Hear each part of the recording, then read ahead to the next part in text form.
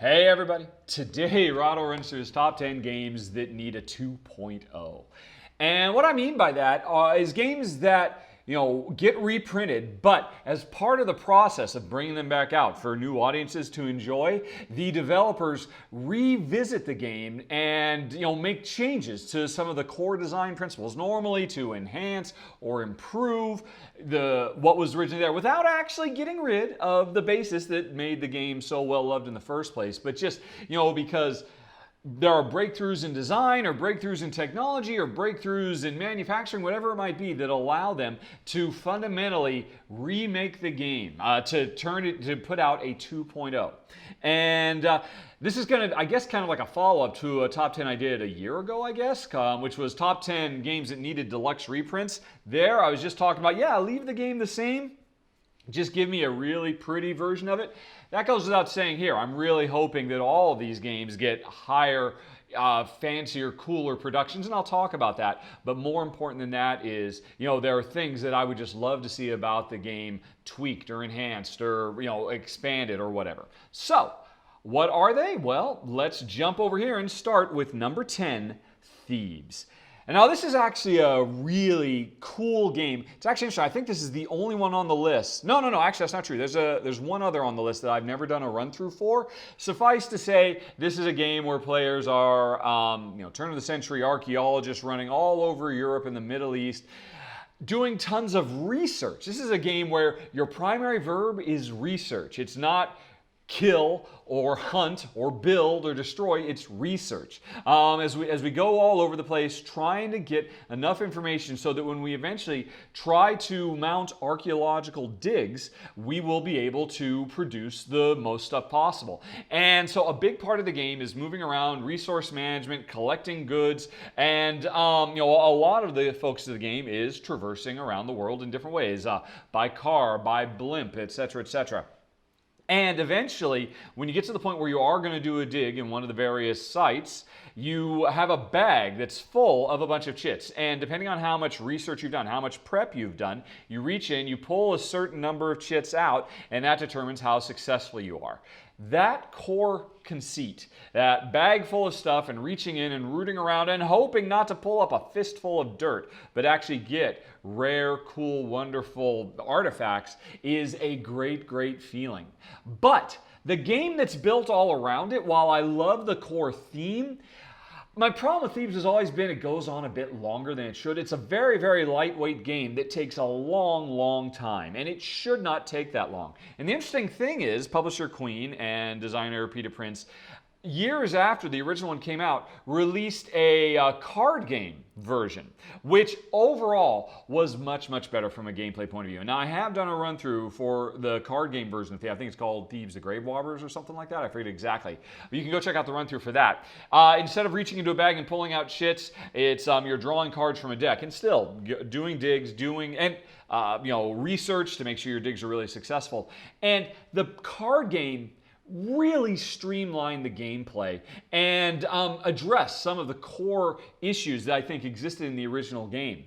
But at the same time, it excised a lot of the really cool, fun, thematic trappings of the original game that made it so great. And so what I want to see with the 2.0 of Thebes is taking the really great, cool new gameplay ideas that were in the card game and applying them to the original board game while streamlining the gameplay. This is a game that should take under an hour, really. It's so light and so much fun. And this wonderful tactile feeling of reaching in, pulling stuff out.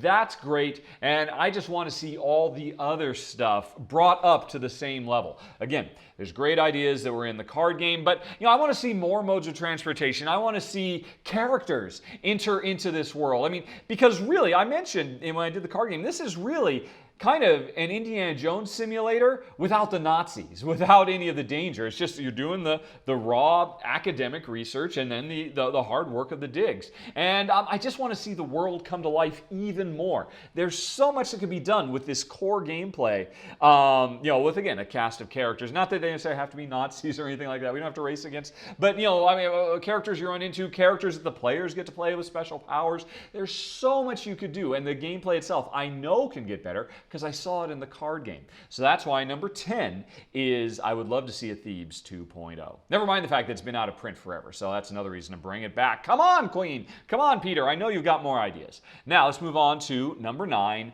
Space Alert. This is a fantastic real-time cooperative game where players are trying to save a spaceship that is under constant assault, constant threat from from multiple different directions. And the way we and the game is cooperative and it's real time. There's a constant, litany of problems that are repeated to us from a CD. The game actually comes with CDs that you play that will tell you, Klingons on the starboard bow, and there's intruder alerts and stuff like that. Of course, they don't actually use Star Trek trappings, but you could actually imagine that you were on on the bridge of the Enterprise. But here's the thing. You don't actually play brave, valiant crew members working together trying to stave off all these dangers. Instead, you play a bunch of robots that need to be... Well, you don't even play the robots. You play the people who program the robots to run all around the ship and activate the systems, to launch the defenses, to fight off the invaders and stuff like that. And the game comes in two halves. First is the real-time portion where everybody has a hand of cards, and kind of like Robo Rally, they are in real time trying to program the robot they're responsible for so that they will go into the right areas, take elevators up and down and push buttons basically. And while this real time planning stage is going on, the CD you're playing is constantly worrying about, oh no, there's another problem that's going to happen 4 minutes in, 6 minutes in, 8 minutes in. And then after all that real time stuff is done and everybody's programmed their robots and worked in unison, and don't worry, I got this thing covered, if you can go over there and transfer power so I can launch the photon torpedoes, that kind of stuff. The core game is really, really great. But there's a couple of things I would love to see in a 2.0 of Space Alert. One is we have now reached the era of apps. It's time for a digital component. No longer playing CDs. I want a smart app that can really throw us for a loop and come up with lots of really cool, surprising twists and turns. There's just no reason not to do that. Of course, if this were made today, it would have a digital downloadable app to run everything. And the other thing that drove me nuts, the reason I've never done a run through for this, the reason Jen and I got rid of the game because it just didn't work for us is, as a two-player game, Space Alert, each player had to control 2 robots. And Jen and I found that was too much pressure, too much stress for a game that's already designed to be stressful and high pressure when each player, at a 4 or 5 player count, only controls 1 robot. To have to control 2 just ruined the experience for me and Jen, which was too bad because this game was just awesome sauce. Up and down the street, we absolutely adored it. So I want to see a new 2.0 Space Alert. Yeah, I can get a new spit and polish, new presentation, more transparent cubes and neater little robot minis and whatnot. But the number one thing, I want to see it run by an app that can be smarter and do more cool and interesting things. And I want those rules. I mean, what is it? We just the other day did a real-time game called Now Boarding that proved a game like this will work for 2. And so that's what I want to see from my number 9, Space Alert. Okay. All right, and now let's move on to number 8, Above and Below, from Ryan Lockett. Writer, designer, artist, Ryan Lockett, although he had some other writers working with him on it. And I have to admit, when I set out to make this list, Above and Below would not have even occurred to me to put on because the 1.0 of A and B is already phenomenal. Ryan's art is stellar. The world comes alive. It comes with this really big, thick book with lots of very nicely written story snippets for you to go through. You can watch my run through. It's a quasi-worker placement city building style game with adventure elements and story narrative elements peppered in. Really, really fun, great stuff. Here's the thing, though, that made me change my mind and realize Above and Below, I need more. I need a new version of it. Near and Far. Having now played Near and Far and seeing what Ryan did with the narrative structure of that game makes me so want him to go back to Above and Below and apply the lessons he's learned on the development of Near and Far retroactively to Above and Below. Now, to be fair, I guess strictly speaking, you don't need to do a full new fancy 2.0 revision of this, just an expansion or something like that. But here's the thing. I want to see a version of Above and Below that, well, first of all, has endings to the narrative snippets. So, you get a nice sense of closure every time you have an adventure, win or lose. But I also want to see rules changes too. I want to see more luck mitigation with the dice. And honestly, Near and Far kind of whetted my appetite for more dice control, but I want to see more control than what either of the games did. And I talked about this in the Near and Far final thoughts. I mean, Above and Below lets you mitigate bad rolls by, exerting your characters so they have to go to the hospital and stuff like that. Near and Far lets you mitigate the dice rolls by being able to pay another resource, your morale, to be able to add. But I want more. I want push your luck dice. I want, non-standard distribution dice. I don't mind the dice, but I want more. But even more than that, the campaign elements of Above and Below are so wonderful. I want of Near and Far, I want a campaign now for Above and Below. I want to be able to play a series of games, about 5 or 10 games in, and see these stories evolve. In Near and Far, our individual characters evolve and the world evolve. In Above and Below, I want to see the story of we're above grounders. I want to see our relationship with the Denzians of the Below world. I want to see that evolve. I want to see things change. I want to see characters pop up. There's a little bit of this, but I want to see a ton of it. And after I've finished a session and I've made my little Hamlet and my opponent's made, whether I've won or lost, I want the story to continue. I want relationships with the people below to continue to evolve. Either evolve or devolve. Because, you can do bad things when you're underground if that's really going to benefit. I want to see the, being able to do nasty things kind of fleshed out and made a bigger part of the game so that there are more interesting branches and directions that the long-term meta-narrative could partake. And after my little village is done, and the next time I play, I'm going to start a new village from scratch with new villagers. What I want a piece of paper that I've written down. Hey, here's the end result of my old village. And like the new village I'm building is really kind of like a new suburb. So over the course of 4 or 5 games, I will have built a city. And one suburb at a time. And so, again, in Near and Far, depending on how well you do, you earn experience points that lets your character level up so that the next time you play, you start with special powers. Depending on how I built a Hamlet, I want that to unlock, I might have done one that's really good for bed, so I get to start with an extra free bed the next time I play, or one that's really good on adventures or whatever. So I want to see the Hamlets I've built in previous sessions give me special powers to build more and more Hamlets, more and more suburbs of my city that's getting bigger and bigger while my relationship is expanding and evolving with the people from below. Near and Far, I love it. It's so phenomenal. That game does that stuff so well. And I think those ideas could brilliantly work into an Above and Below. And that's why I really want to see an Above and Below 2.0 now that I've played Near and Far. So that was number 8, Above and Below. Now on to number 7, Star Trek Expeditions. Now, this doesn't need it. I'm very happy with the game as it is. Same is true for Above and Below as well. But there is so much more that can be done with this game. And what I want to see from a 2.0, well, there's a few things I'd like to see. One, this is just wishful thinking, but I realize the world of licensing doesn't work this way.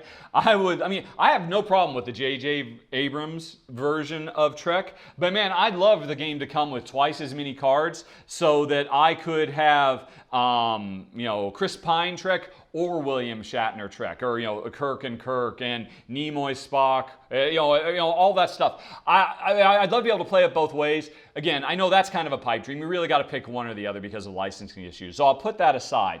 But here's the thing. The 2 main gameplay things I'd like to see is, one, a more modular system where every time you sit down and play, you're not going to play through the same exact plot. I want to see an almost Mad Libs style plot that builds itself as you go along by just taking all the tropes that you can find from classic Trek and plug and playing them in. Is there a love interest? Is there not? Is there a rebellion on the planet? Is there not? Is there mysterious technology? Is there not? Is a crew member captured? Are they not? You can mix and match all these things together in kind of a plug and play way to get, admittedly, a more generic story, but a story that will play out differently every single time. Now, that's true with Star Trek Expeditions already, but it does still have the same core pinnings because it tells a very specific story with some variation every time you play. I want to see a really generic story, where there's a system that just comes up with a randomized name. Or heck, again, how about an app that will randomly name whatever the planet is and whatever the names of the aliens are, and can just kind of create a little bit of thematic filler that spackles together all these generic Trek-style events so that a new and unique story builds up every time. I think that's totally doable. I know Reiner Knizia might not be the right guy for the job because he generally doesn't tend to pay much attention to narrative in his games. So maybe he'd have to work with somebody else who has a strong narrative drive. Hey, how about a design joint between Reiner Knizia and Ryan Lockett? R&R working together. Reiner with all the gameplay stuff. Ryan with all the stuff he's learned from near and far and above and below. That would be amazing. The other thing I really want to see, the core pandemic-esque co-op gameplay works here very, very well. It's a resource gathering, or a resource management game where the resources are your crew members. As players are traveling around the planet, beaming up and beaming down and trying to get the right away team to be able to deal with whatever the challenges are. And that stuff works really well. But strictly speaking, there's more dice rolling than in it that I would like to see. And in the same way that I would love to see more interesting dice stuff happening with Above and Below, the same thing is true here. The dice are kind of cool the way they go to, 1, 2, 3, 4, 5, 7, and 7 is a big bonus, but then you suffer. That's neat, but I want to see, if the game has to have dice, I want more cool, interesting stuff done with those dice. Although, on the flip side, I would love the dice to disappear altogether. I mean, Reiner Knizia recently did a phenomenal take on deck building in Quest for El Dorado. How about we revisit this fundamental Trek co-op structure he's got, create random modular stories, and then add the deck building structure that he did from Quest for El Dorado into here, and jettison the die altogether. That could be amazing.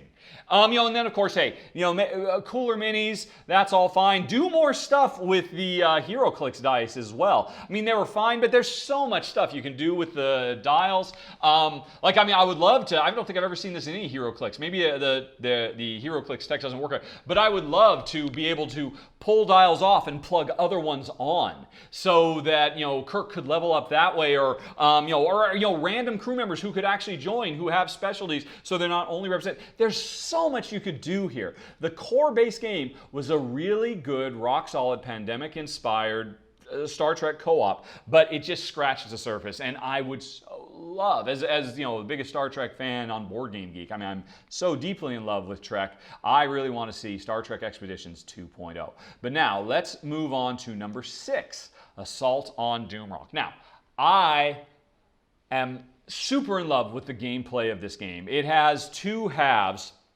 Heck, kind of like Space Bullet before. First, there is the explore the world adventure part where your primary resource is time, and the more time you spend on the cards you reveal or moving from one card to another, the less time you have to actually gather resources you need for the second half of the game, which are these big, epic, tactical, skirmish-based fights. The core game works great. The sense of humor in the game works great. The replayability with the randomly generated characters you can play is great. The dice-driven combat is brilliant. And the gridless tactical skirmish is amazing. There is so much wonderful stuff in this game. I wouldn't want to change any of it. But here's why I want Assault on Doomrock 2.0. There's one big problem I have. It's too long. Too long. The overall structure of the game is such, it's designed so that, hey, we do some initial exploration in a few areas, and then we have a low-level fight. And these fights take 15-20 minutes. Then we do some new exploration in a second area and build up some more to get to a medium fight, and then finally we do a third time and then we have the final fight. The game takes 3+ hours to go through all that, and I would love, I don't want to change any of the core gameplay, but I would love to see it rejiggered so that, you know what I'm going to do? I just want to sit down and have a quick game. And that means I want to have one exploration phase, and then which builds up and ramps up much faster than they currently do for one big epic fight. Instead of exploration phase small fight, exploration phase medium fight, exploration big fight. I just want exploration phase maybe a little bit longer than they currently last, but definitely one that goes from 0 to hero quicker and then goes straight into the big epic fight, and then we win. So that the game could be played in an hour. But it could be modular enough so that you could, now if you want to play a longer one, it can be rescaled so that first fight is smaller and there's less leveling up. So you could play it in explore fight, or the way it originally was. So it would play like it does right now. Explore fight, explore fight. That's what I want to see. I want to see the design structure of this. I want to see modular scaling implemented in this game. I think it's totally doable. And then while we're at it, since we're doing a 2.0, I mean, I'll admit the gameplay of the skirmish is brilliant, but just moving a bunch of little discs around on the board, it works, it's fine, I have no problems with it, but yeah, there's no denying it'd be really, really awesome for them to be minis. So if this is some really big fancy 2.0 reprint, let's have minis. What the heck? Let's have minis with little dials on them to keep track of how damaged they are, rather than stacks of chips that just generically stand in for bad guys. That would be really cool. And heck, while you're at it, I was going to say, do I want a really big board? Maybe a two-sided board. It's totally not necessary, but it'd be really, really cool to have our guys, a completely gridless board, because that's the brilliance of this tactical combat. Doesn't require rulers, doesn't require grids, and yet it's so deep and rich and amazing. You can watch my run-through to see how and why. It's so smart. I could take or leave the board. I'm not sure about that. But yeah, minis, I'm not going to deny. They would be awesome, particularly in this game that has such a great sense of humor to the design of its creatures and really a lot of imagination for the events that can happen during fights and stuff like that. But more than anything else, I want Assault on Doomrock to have a modular structure that means it will support just as fulfilling an experience if I want to play it for an hour as opposed to 3 hours. And that's why it is my number 6, Assault on Doomrock. Now, on to number 5. Well, I couldn't do this list without having a Fantasy Flight game on it, right? Since Fantasy Flight are the kings of the 2.0. So Fantasy Flight, please revisit Middle-earth Quest. The core game is great. You can watch my run-through to see why. But I'll be honest, we eventually got rid of the game because it's just... Well, heck, like the game right before it, like Assault on Doomrock, it is too long. This is, by its own admission, a 3 or 4 hour game, but in my experience, it's more like a 5 or 6 hour game. And yeah, we're just never going to play it. And it's too bad because the asymmetrical nature of the gameplay, one player is Sauron with all his secret plots and machinations that he's trying to spread all over the world. The other players are the heroes moving around out in the open, totally exposed and very few secrets on their hand, trying to figure out what Sauron's doing and stay one step ahead of him and take him down. The core game is great. And it had great miniatures, and I'm not going to complain about the fact that the board is too ridiculously huge. I mean, it was literally 2 full-size boards, so it takes up an entire table. But, I kind of love that, that spectacle. This is a game of spectacle.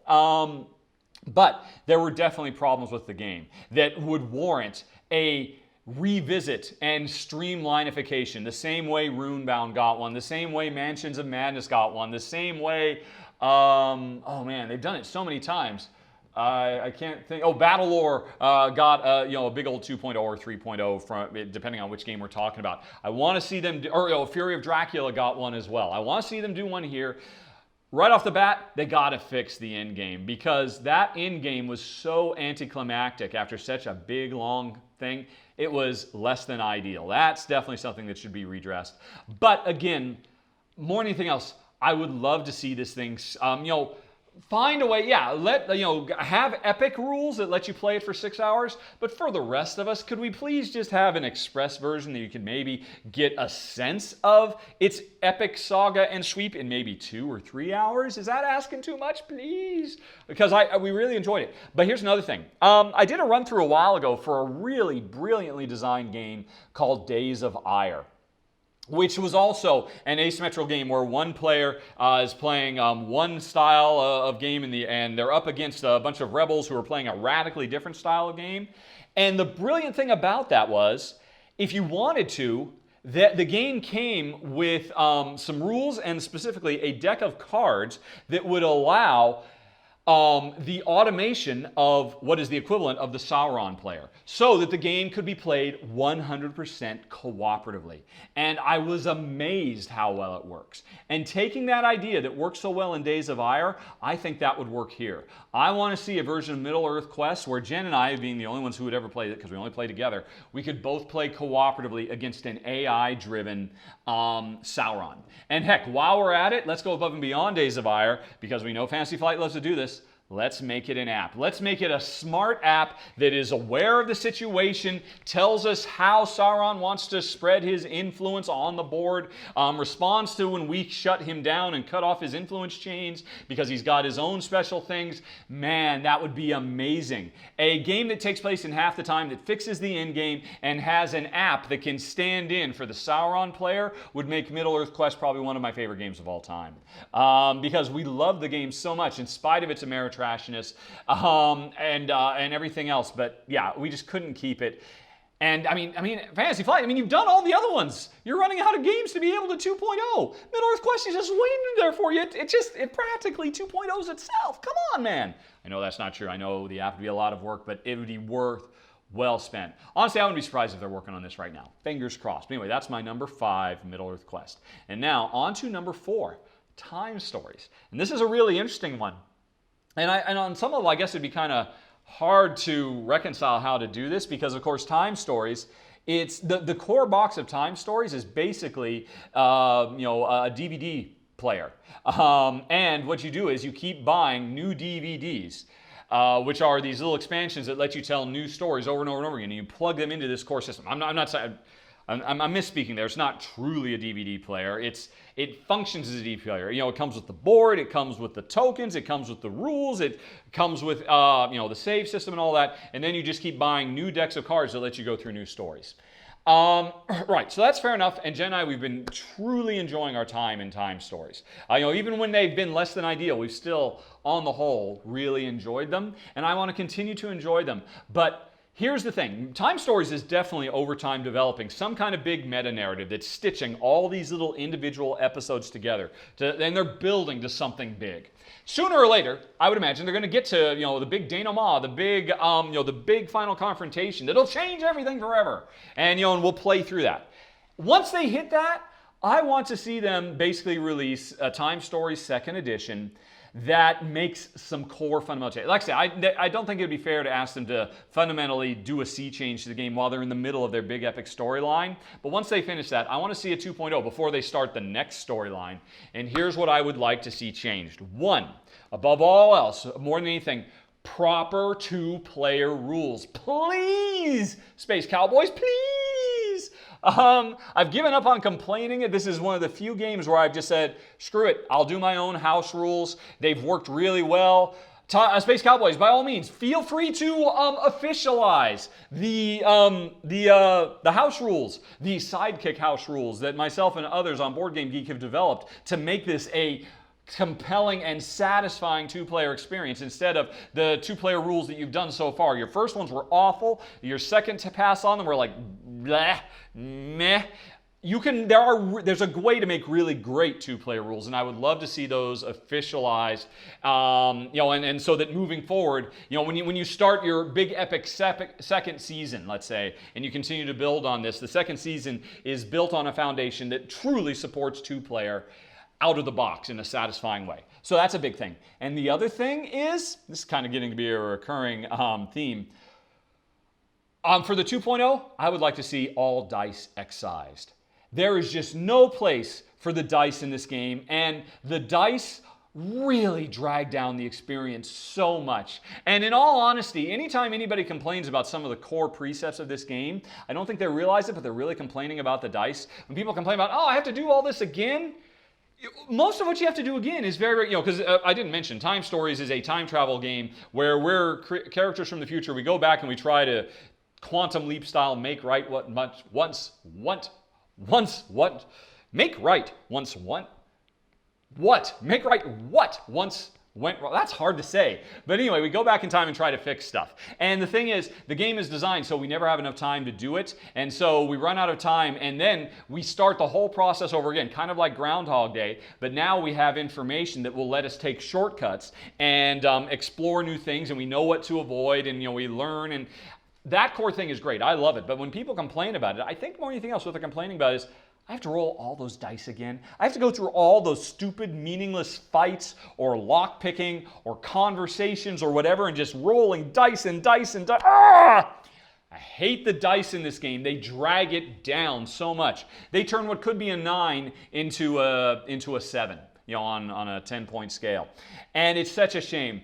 I hope that with a 2.0 of this, the designers revisit and come up with a new with a means for creating conflicts for players to overcome that is worthy of the rest of the game. Because rolling dice over and over and over again and trying to get successes and hoping not to get hits that will make you lose hit points, that stuff is pedestrian. And Time Stories deserves better. And that's why, again, I'm hoping eventually, I'm assuming, the game is successful, they'll finish season 1 and they'll start a season 2, and then at that point it gets a 2.0 where they just fundamentally fix some of the core flaws of the base. Because they're sitting on something that's truly transcendent and it's just a few little things. That's why I'm desperate for a 2.0 of Time Stories. Right now, let's move on to number 3, Adventure of D. And Adventure of D, I think might be the only one I mentioned when I did my games that just need a reprint, because it's been out of print forever. It had an incredibly small, like 500 copy print run. Nobody can get it. And before I said, yeah, it just needs a deluxe. It needed a deluxe reprint because, look at it. Look at it.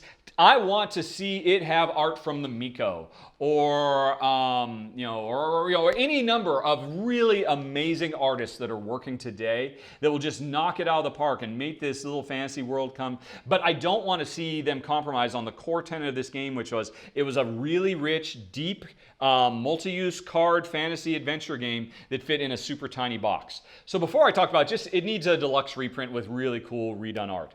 But I think it also needs a 2.0 because while the core rules were great, there was definitely room for improvement. The number one thing I think that was missing from the original Adventure to D is, right out of the gate, it should be a co-op. Because instead it's a competitive race game where players can mess with each other, and all that stuff is out of place. This game so deserves to be a race against the clock co-op, where players can work together to defeat, the bad guys. It's way for it because it had solo rules. If you build off those solo rules to make it a really great co-op, I think that would be amazing. But the other thing too is I want to see a version of this game that comes with twice as many cards. Just so there's so much more replayability. And even with the cards as they are, you see the same locations every time you set up this little grid of worlds, but they're laid out randomly. So just the layout of the world is different, but I want to see radically different places. And then while we're at it, if we're talking about a really cool 2.0, again, I don't want this to come in a big box. I still want it to come in a little tiny tuck box, but I do want standees. So I want to see somebody come up with a really cool way that I can have standees of all the characters. That was one of the cool things. This game came with like 13 different characters, something like that. And what you had to do with the original is they were on cards and you had to cut them out and then fold them to turn them into standees. The core idea was okay, but I'd rather see them go the next step and make them actual punch outs. And I'd like to see standees that look really great, that can still collapse down, so it's an uber ultra portable cooperative game. The core gameplay was great. It just needs to be co-op. It needs to handle standees a little bit better without compromising. And it, again, like I said before, it needs new art. It desperately needs new art. But it's not just that. There's so much more that could be done. I'd like the deck of cards that come with this game to be twice as thick while still putting it all in a tuck box. I'd be willing to sacrifice that, by the way, and put it into smaller, like Fleet or something like that, if needs be. But I just want more because the game deserves it. It's a great, great little game. That's number 3, Adventure to D. Number 2, Carnival Zombie. Now, I did a run-through for this a million years ago. And This is going to be another repeat of what I was talking about with Assault on Doomrock. Actually, the parallels between Carnival Zombie and Assault on Doomrock are phenomenal, because this is another cooperative game that is broken down into very strict regimented structures of have a big epic fight and then do some exploration and discovery, then another big epic fight and some more exploration and discovery, and then another epic fight. And here's the thing, like Assault on Doomrock, this game takes way too long. For instance, in my case, I'm sure there are lots of players out there that, oh wow, we get to play a cooperative game for 3 or 4 hours? Yes, please. And, again, that's fine. Design it so that it can be expanded so you can have the big epic game, but give us the express version. I so want to see that. But there were a bunch of other elements to the game. The core game, one, the setting was brilliant. I absolutely loved that. Set in, I guess, sort of a modern day Venice during Carnival, so everybody is dressed up all the, and it's a very, very interesting fictional world you put yourself in. I really enjoyed that. The core art of the original game is really nice, but the production needed a lot of work. It was everything was too dark and muddy. There's a lot of, it was their first published game, so there's a lot of lessons learned there, I'm sure. But the two main things I would love to see is a version of this. Now this, unlike Assault on Doomrock, I could see being very, very satisfying with just one big exploration, building up for the big epic fight, and then have the epic fight, and then, wow, that was fun, we won or we lost, put it in the box, go away. This one, its structure is, during the day we explore, during at night we fight off the horde, then during the day we explored. I do still think you need that structure. You need to feel like you're surviving for half a week or a week. But I would love to see it just tightened up a little bit. And, just so they can go a bit quicker. All the cool epic boss finales were amazing. So every time you play, you're building up for a big, wonderful denouement. I loved all that stuff. I just need to see it tightened up and sped up a little bit. And by the other thing too, man, this is getting back to Space Alert. What was that? That was my number 9. I'm repeating this in number 2. Please make it a scalable game so that in a 2-player playthrough, each player can control only one character. I know that the big part of this game was the spectacle of endless waves of bad guys, of zombies coming and just mowing down dozens and dozens and dozens of them. Was a big part of the game. And so I wouldn't necessarily want to see, oh, well, hey, let's just cut in half the number of zombies. Because, yeah, it would lose something, but I would rather still just control 2 players and double our strength. So 2 players are capable of taking on the same endless waves of hordes of zombies and all the different types of effects they've got. I would love to see that. This game, it was really, really sharp as it was. It really deserves a 2.0. And here's the thing. I know the guys are actually working on a 2.0 of this. They're planning on putting it on Kickstarter. And I have been privy. I've seen some of their plans, and they look phenomenal. So I almost feel kind of weird putting this on the list. But I don't care. Heck, if nothing else, I'm just putting it out there to the guys. I support you. I'm really looking forward to seeing it. And I can't wait to do a run through for a new Titan streamlined, more elegantized Carnival Zombie. That was my number 2. But now my number 1 2.0-ish game, Mice and Mystics. And I know right off the bat, there's a lot of people doing spit takes. I apologize if I've ruined your laptop. Because for a lot of people, this game is perfection as it is. But oh my gosh, for Jen's and my taste, no, it is not. And this so strikes me as deserving of a 2.0 in the same way that Mansions of Madness got one and all that. The core game is brilliant in its atmosphere and its narrative, and it's so evocative and it's so charming. The miniatures were so great. All the art was amazing. The writing of this big epic story of a brave group of mice who are trying to escape from a house and go on big epic quests and fight house cats, and it's brilliant. You can watch my run through to see how I'm so in love with the idea of this game, but the execution of the original game, I guess the best way to put it is, I guess it's cool for what it is. It is definitely skews towards towards families, because this is the dice fest to end all dice fest when it boils right down to it. Roll dice to attack, roll dice to defend, roll dice Roll dice to move. This is a roll and move game. At the beginning of every round, roll dice for every single bad guy on the board to see how far they can move. Why is that here? That is just so clunky. I would love to see, like I mentioned earlier, I would love to see a 2.0 of this, where Jerry Hawthorne, designer, again, he's made a wonderful world and a rock solid game with some really cool, clever design elements. I want to see him revisit this thing and eliminate the dice altogether, and come up, because again, like I said earlier, this is a game that's so good, it deserves to have something. I know saying this, this is me being incredibly selfish. Make no mistake about it, because I just really want to enjoy this game. But I want it to play in about half the time, because again, this is another game that just goes on forever. It literally, most of the missions take twice as long as they should. And a big part of that, though, is because you spend so much time rolling dice. And not interesting rolling dice. Don't get me wrong, like Assault on Doomrock has you rolling a lot of dice in combat too, but that's an example of really cool, interesting dice, because you don't roll to see if you hit or whether you dodge. You don't roll, you don't make a decision. This is what I want to do. Now let me see if the dice will allow me to do it. Blech. What I want to see is, hey, you know what? At the beginning, let me roll the dice, and these dice tell me what I can do. These dice become resources that I can use to achieve different stuff.